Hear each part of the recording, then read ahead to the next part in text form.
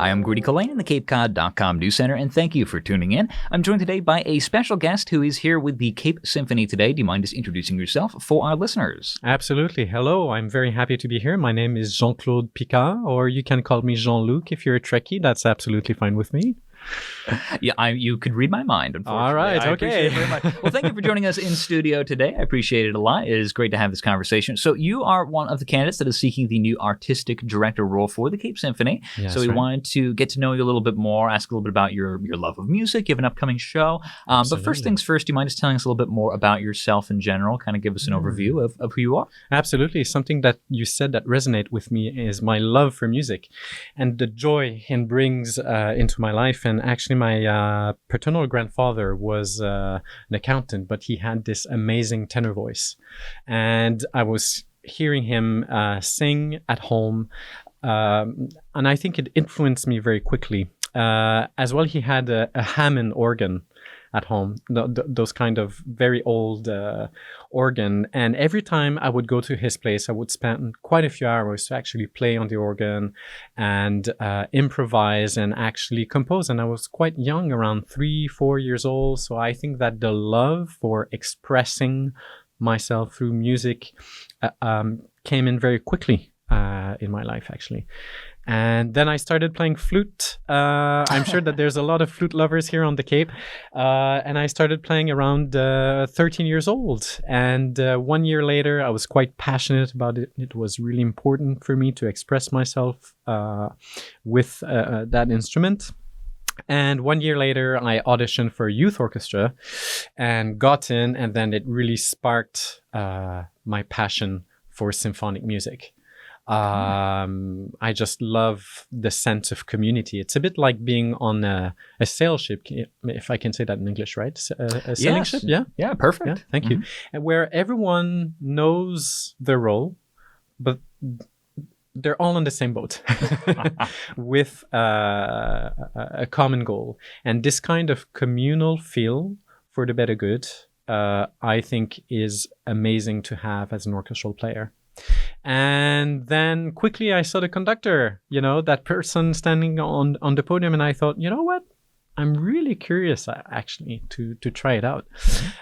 So I started taking some private lessons with the conductor of that youth orchestra, André Gauthier. And he was very generous, and he gave me my first opportunity to actually conduct the youth orchestra pretty quickly. And it was just like a life-changing experience, and I just felt that it was the right place for me to express myself. And then as I dived further into the art of conducting through lessons, etc., and going more and more on the podium, I just felt, you know what, I'm actually much more comfortable expressing music here instead of playing the flute. So it just felt like a natural thing. It just happened very naturally, and I believe in that we should be natural about our desires and our wish in life. I think it's really important. And but at the same time, I was thinking strategically, if I can say so, that playing the flute within the orchestra would give me a lot of information about the art of conducting. Because when you're in the orchestra, you see the conductor and you just learn a lot. And through my professional experience as a professional player, I learned so much about conducting, especially the things that are not great to do. I'm going to ask you for some horror stories at some point in the future as well. But yeah, so we talked a little bit off microphone. You are quite the world traveler, is my understanding. Do you mind kind of highlighting your later experiences and some of the places that you've been in your time? Absolutely. I love traveling, and I think it's great because it puts a perspective where you live, and you discover so many cultures and so many ways of actually seeing life, but also experience music in a different way. So after completing my first master degree in Montreal, I had the opportunity to go and study in Switzerland. And quickly I went to Geneva University of Music, which is Conservatoire Supérieur de Musique de Genève, if I can say that in English. And I got admitted in both conducting and flute. So I was working hard. Expectations, of course, are really high in such a prestigious institution. And unfortunately, I had to make a choice. I was very busy as a professional flautist, playing with many orchestras, especially Geneva Chamber Orchestra. I nearly got the principal flute position of the Bergen Philharmonic Orchestra in Norway.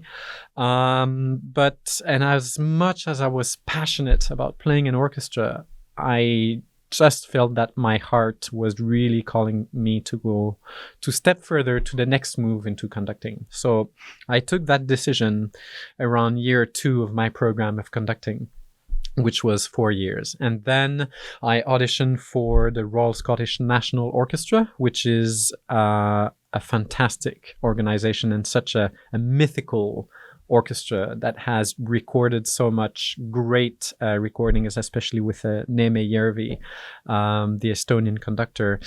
And for a conductor to actually win a position like this is a wonderful opportunity to kick off your career. And I remember that we were around 175 applicants from all over around the world, so no pressure at all.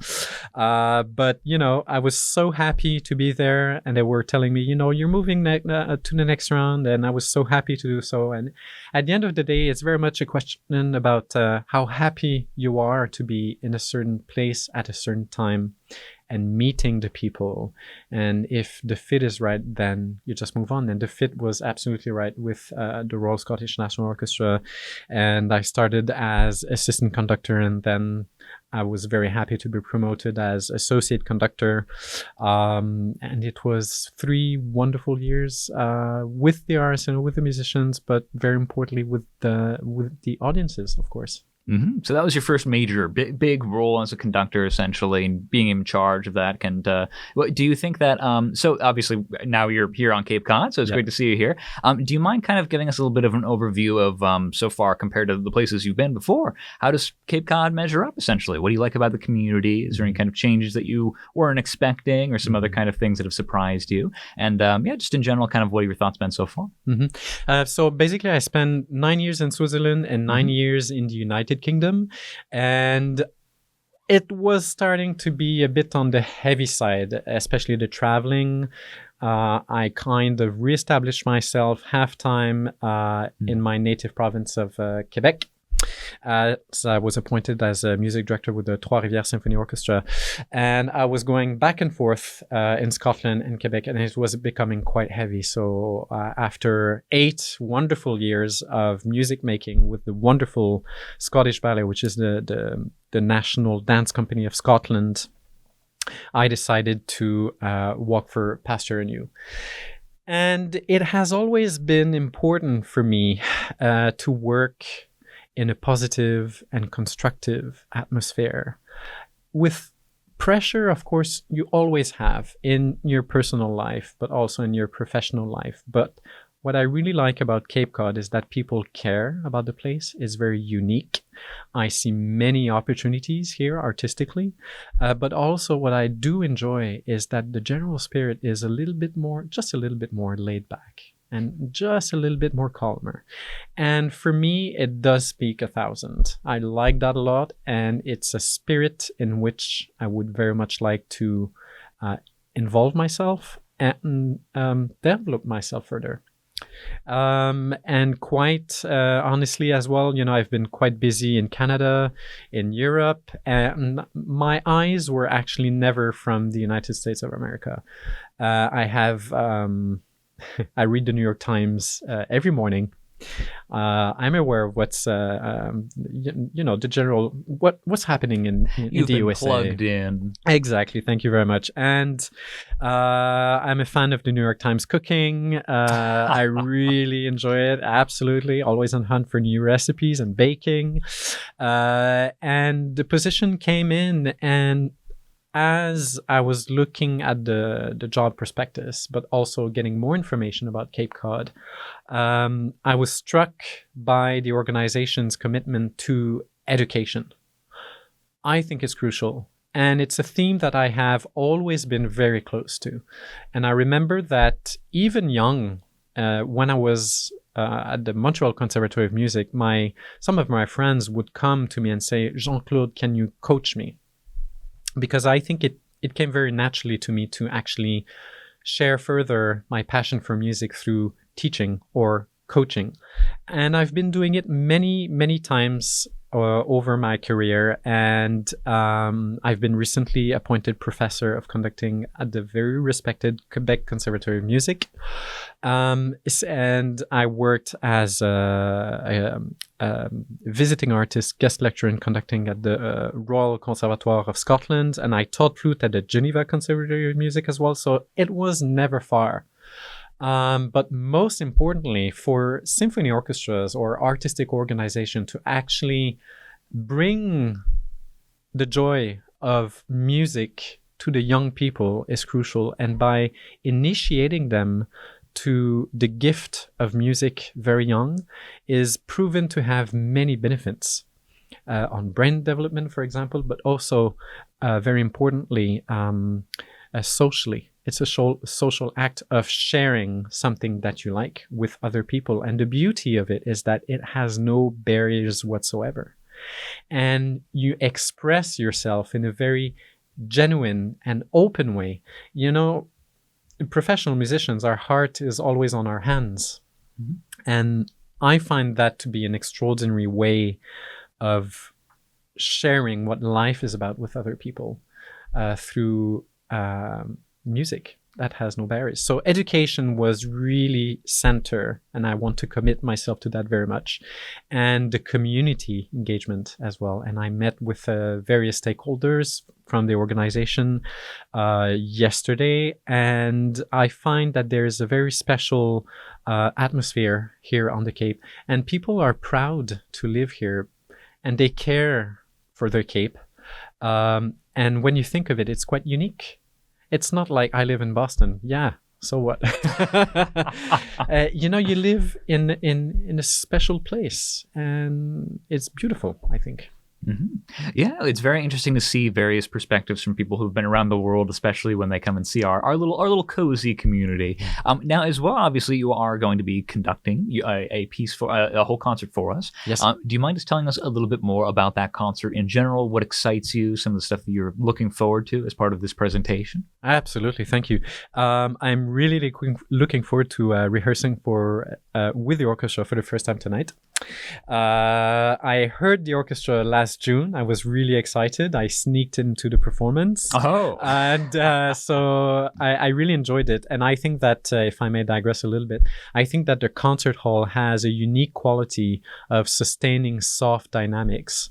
And the beauty of that is that you can create really intimate moment where everyone holds their breath. And usually these are the most important moments in a symphony concert, because yes, you'll have wonderful fortissimos where the orchestra will go, full on, and it's really impressive. But I think that the true power in a performance is when things get more quiet, because you really listen to. And this concert hall sustains that beautifully, and I think it's a forte, if I can say so. But this program is really exciting, and what I consider to be one of the greatest pieces ever written by an American composer is "Short Ride in a Fast Machine," and the title speaks thousand, right? Mm-hmm. By John Adams, and actually he composed that piece, and he was inspired by a trip he had in a Lamborghini here on the Cape, here on Cape Cod. So I think it's amazing to open the 24-25 season of your, orchestra, of your Cape Symphony with a piece that was directly inspired from here. And I think that the genius thing about this piece is that John Adams makes both the musicians and the audience exactly feel what he felt in that car that night. And it was a mix of awe and absolute terror. But, it's a positive terror. If you're in a Lamborghini, it's not bad. It's excitement. It's excitement. Exactly. Absolutely. But 100% yes. But it's, you feel exactly what he felt. And obviously the piece is in a very fast tempo.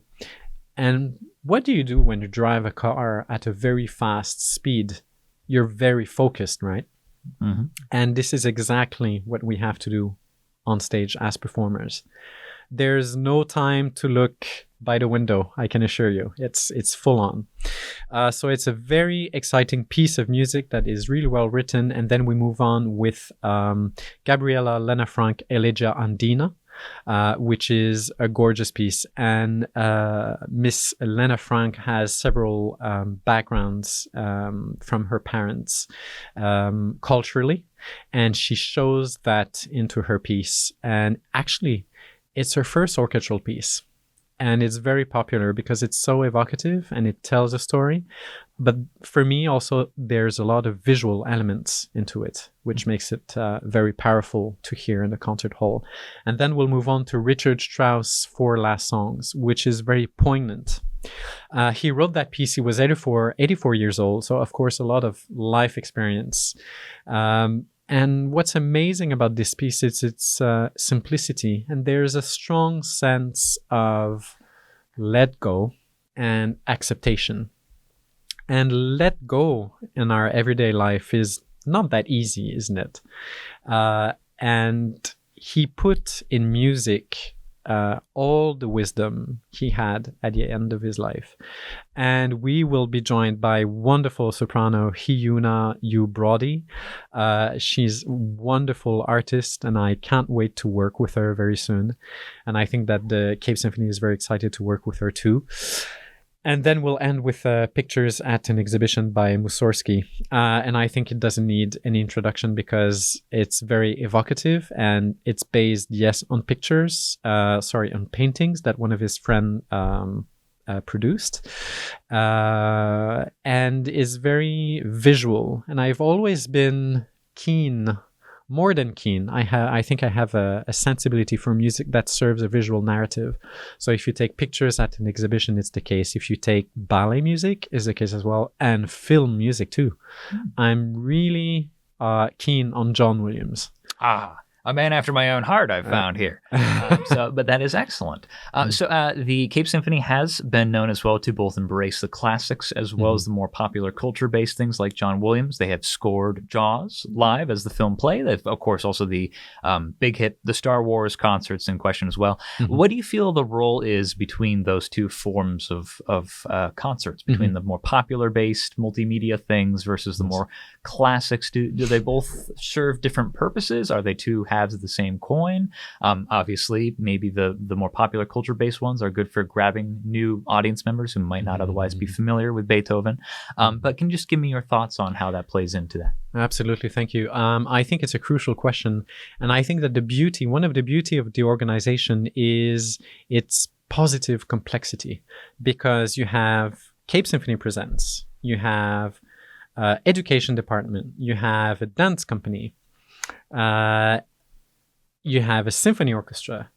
And I think that this offer is amazing. And I think that a lot can be accomplished with that, because all these bubbles, if I can say so, will reach out to several people in the community.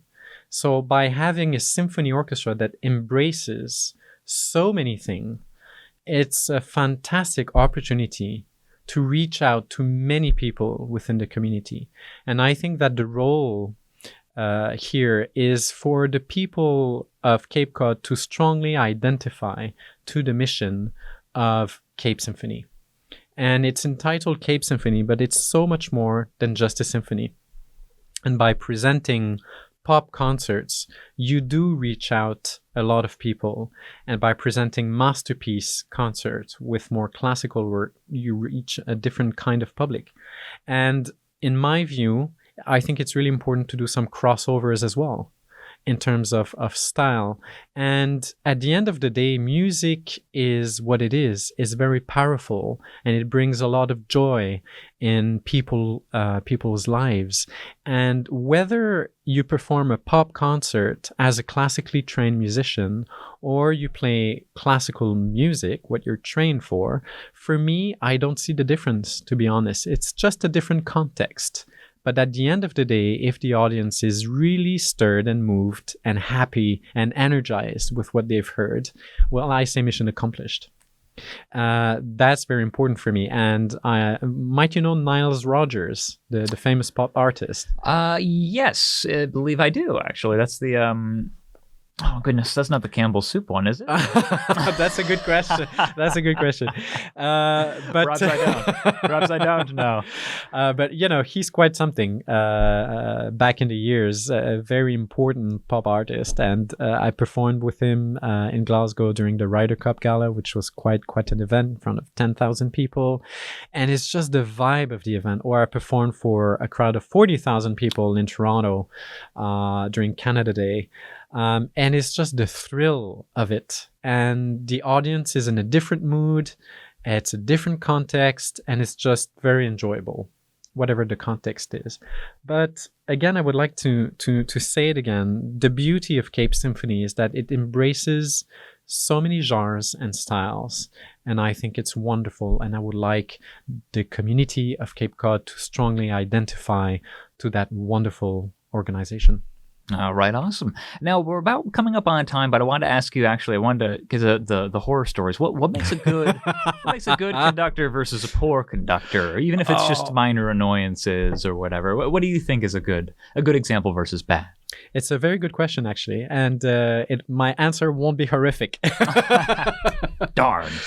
But I guess what I mean is I do approach conducting as a very inclusive way of sharing our humanity together. It's very much a question of collaboration. And if you take the old school of conducting, it was much more severe. And the conductor would come in and say, "This is how I see the music, and you shall play the way I want, and you shall not pass." But, you know, it has never been that way for me. And still today, many conductors will conduct in a way that basically says, this is how it's going to be. But the true art of conducting lies into collaboration. And I think many people will know Leonard Bernstein. He was one of the greatest conductors of all time. Working with the New York Philharmonic many years, and he said that it's the musicians that gives a conductor its authority. Now that's quite a statement, but psychologically it's 100% right. Because if you have trust in the orchestra and that you strongly convince them of the value of your artistic approach to the works we are performing and that they trust you, that's when things get fun, because that's when you start doing music and you collaborate, and this is when magic happens. And it's a very thin line, and the example I'd like to give is first of all, a conductor needs to welcome the sound that she or he hears, and you need to can I say mold?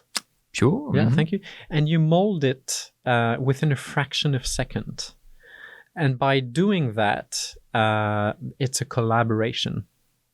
And it's a very savant collaboration, if I can say so. So yeah, I think that the true art of conducting is about collaboration, trust, inclusivity, with the goal, obviously, that each performance we present is extraordinary and really reach out to the heart of people. And they go out of the concert hall afterwards and they're, you know, deeply moved perhaps, but enriched. And they experience something special that enriches their lives. All right, awesome. Thank you very much for joining me for this conversation. It's been a pleasure. Is there anything else you want to highlight for our listeners while I still have you about yourself or general goals or just more about you while we're still here? Yeah, thanks very much. I would like to highlight the Cape Symphony, actually, and invite people to go and acquaint themselves with the organization on their website. And they have such a wonderful offer for dance, for education, and, you know, be curious and ask questions and reach out out. It's such a vibrant, dynamic organization with wonderful people. They want to hear about you, and they want to meet with you, and they want to exchange with you. And don't hesitate. And music is there to bring joy and to enrich your life. And we're there for that. So don't hesitate to reach out to Cape Symphony. All right, awesome. Thank you again for joining me for this conversation. It has been a pleasure. Likewise. Thank you very much for having me. Thank you for listening. I'm Grady Collane in the CapeCod.com News Center.